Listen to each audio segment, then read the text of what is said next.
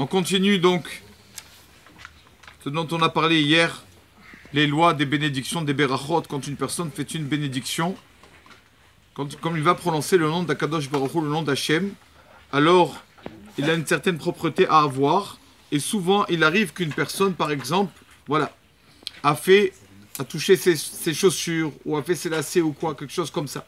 Et donc dans la Torah, on sait que quand une personne a touché les chaussures, comme c'est quelque chose qui touche le sol, donc c'est tout simplement c'est sale, donc on se lave les mains. Donc une personne doit faire attention quand il se touche les chaussures ou le lacet ou quoi, après faire une bracha, il doit d'abord se laver les mains avant tout cela pour faire la beracha avec sainteté. D'accord. Tout son corps doit être propre et sain pour pouvoir mentionner le nom d'Akadosh Baruch Hu. Donc faire attention à ça. Souvent on se fait les lacets, on se touche les chaussures comme ça, on fait rien après. Non. À part que c'est marqué que ça amène l'oubli. Quelqu'un qui touche ses chaussures et après étudie, son étude partira très vite. Parce que ça amène l'oubli d'avoir les mains déchirées avec les mains sales. Donc on doit faire attention d'avoir toujours les mains propres et d'avoir le réflexe de, dès qu'on touche les chaussures, se laver les mains après. Aujourd'hui, Yudbet Kislev, le 12 du mois de Kislev, la Eloula de Rabbi Shlomo Louria, qu'on appelait le Maharshal. Maharshal, c'est les initiales, Morenu Harav, Rabbi Shlomo Louria. C'est un Rav, c'est pas le Maharsha, on a mentionné la semaine dernière, c'est le Maharshal. On voit son commentaire à la fin de la Gemara, un de ses livres à la fin de la Gemara, Chochmat Shelomo.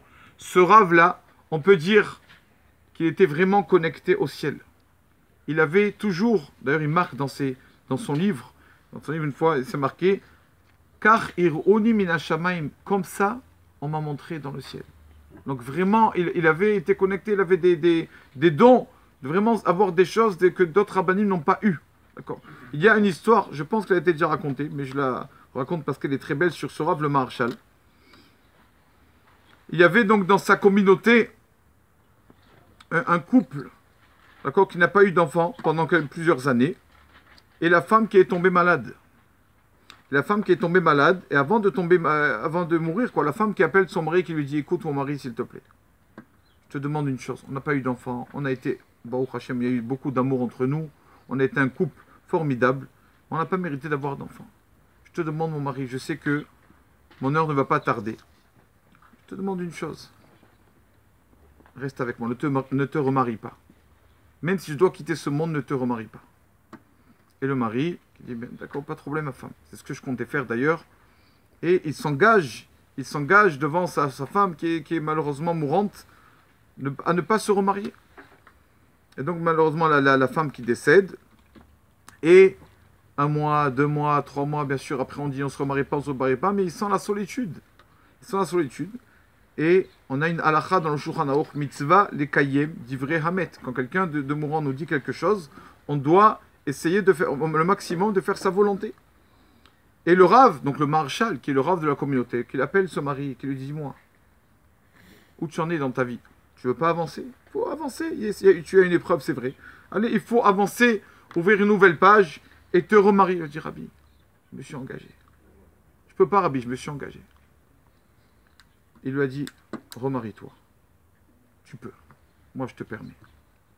Et tous les rabbinim de la ville, bien sûr qu'on commençait à parler. Comment le Maharshal, le Rav Shlomo Louria, il se permet? On a une halakha. Quand le Mourant te dit quelque chose, tu dois le faire. Et tout le monde, bien sûr, vous savez, comme les gens aiment parler, tout le monde qui parle sur le Maharshal. Il se remarie, Rabotai. Il se remarie. 2 semaines après, c'est lui qui décède. C'est lui qui décède, le monsieur qui décède. Et bien sûr, tout le monde a parlé, a dit voilà, c'est à cause du rabbin du Maharshal. C'est à cause de lui. Parce que il lui a dit de se remarier, voilà ce qui lui a entraîné. Et tout le monde parlait sur le Maharshal. Et l'élève du Rav Maharshal lui dit, Rabbi, excusez-moi de vous dire ça, mais j'ai de la peine. Ça parle beaucoup, on parle sur vous, tout le monde dit qu'il est mort à cause de vous. Il lui a dit, écoute, tiens. Il lui a donné un papier. Il lui a dit, va mettre ce papier dans le tombeau de ce monsieur. Tu ouvres le tombeau, tu mets le papier. D'accord, Rabbi. Qu'est-ce qu'il y a marqué sur le papier? Ah, l'Irvod, il s'adresse, le Rav, à l'ange qui s'occupe des défunts, d'accord, même tête. Je t'ordonne de rendre l'âme à ce monsieur-là. Je t'ordonne. La Torah, c'est nous qui décidons. Torah lo bashamaim, je t'ordonne de faire revivre ce monsieur, rends-lui son âme. Et, pardon, j'ai oublié de dire, cette histoire est marquée dans les livres de la Chava Kadisha de la ville de Lublin. Donc c'est une histoire qui est vraiment véridique. Et ce monsieur, le lendemain, Rabotai, ni plus ni moins, rentre chez lui. Ce monsieur qui était mort rentre chez lui. Quand sa femme arrive, quand il voit, et sa femme qui le voit, il dit, ah, laisse-moi tranquille, je te promets, laisse-moi tranquille. Tu étais mort, viens, on arrête tout, on arrête là. Alors il va voir le maréchal. Rabbi, il pleure, il dit, qu'est-ce que vous m'avez fait? Vous m'avez fait revenir ici, les gens ont peur de moi. Il dit, ne t'inquiète pas. Il réécrit un deuxième papier. L'Irvod, je ne me rappelle pas comment elle s'appelle, l'ange, qui s'occupe de l'oubli. Je t'ordonne de faire oublier à toute la ville ce qu'il s'est passé, que ce monsieur est mort et ressuscité. Là, fait ça, tout le monde a oublié. Tout le monde a oublié, et donc, regardez Rabotai, la force qu'il avait, ce Rav. C'est lui qui dictait, entre guillemets, aux anges qu'est-ce qu'ils devaient faire. Nous, quand on regarde un peu nos abonnements qu'on a à la maison, on s'abonne à ça, on cherche un abonnement du téléphone, abonnement Internet, abonnement... Lui, le Rav, Marshall, il n'était pas comme ça. Lui, il avait un abonnement. À qui il payait, le Marshall? Il payait un mochiach. C'est quoi un mochiach? Un réprimandeur. Il payait quelqu'un qui il lui dit, je te paye chaque mois. Dès que tu vois que je fais quelque chose que je ne devrais pas faire, réprimande-moi. Il le payait chaque mois, il le payait. D'accord? C'est ça les tzadikim. Ils n'aiment pas les pommades et c'est très beau. Non. Les vrais, ils aiment qu'on les réprimande pour avancer dans la Torah. Et il avait son réprimandeur, le Maréchal, chaque fois. À chaque fois, il venait lui parler.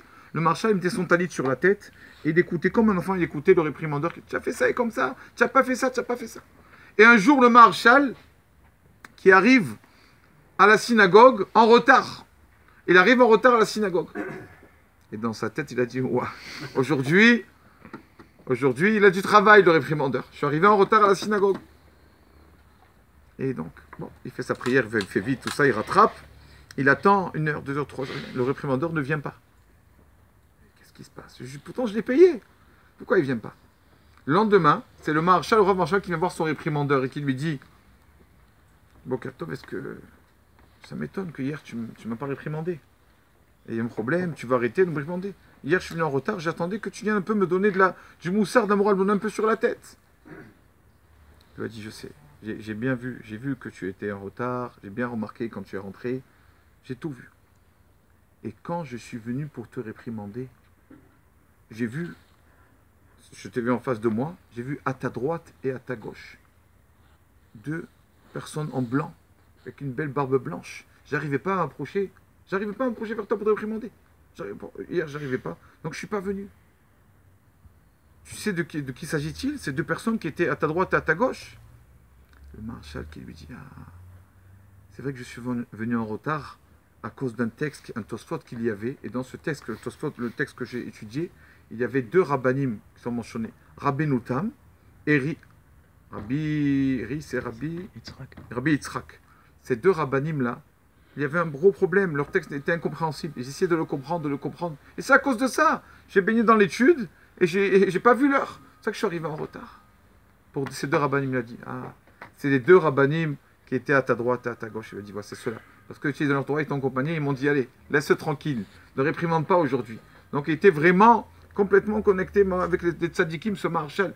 Il y a beaucoup d'histoires sur lui, sur des choses comme sa résurrection des morts et tout. Il n'y a pas qu'une histoire, il y a plusieurs histoires, notamment qu'il avait la Kedusha. Rabbi Shlomo Luria. D'accord? Et dans ses livres, il parle comme ça, spontanément, il dit, et ce chidouche que j'ai écrit, tel ange me l'a dévoilé. Comme ça, il marque. Comme ça, tellement qu'il était vraiment connecté avec les... C'est ça les tzadikim, les vrais rabbanim, les vrais. Ils sont là matériellement, mais spirituellement, ils sont connectés à Kadosh Baruch Hu. Donc c'est ça, il est là aujourd'hui, que son mérite nous protège. Amen.